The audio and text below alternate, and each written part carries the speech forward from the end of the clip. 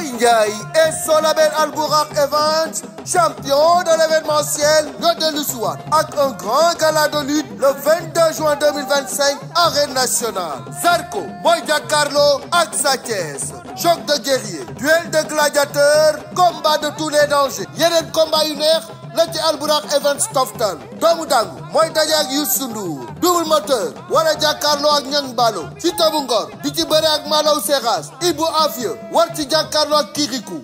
Papa Bari Bari di ci jëflante ak Alioune Seye Junior. Baba Jaxal mooy daje ak Thiatou Pouyol. Fils de Tigre war ci bëre ak Boyka. Fils de Mbaye Gueye wala jàkkaarloo ak Bébé Ama. waaye bokk yi combat yooyu benn télévision du ko retransmettre en direct uniquement sur pay-per-view lay doon ci seen affiche.com wala wido.tv. code yi yomb na lool 6 000 francs bu dee Sénégal 14,99 € bu dee diaspora bi. combat bu rëy ñaar ñu xiifante le 22 juin 2025 arène nationale.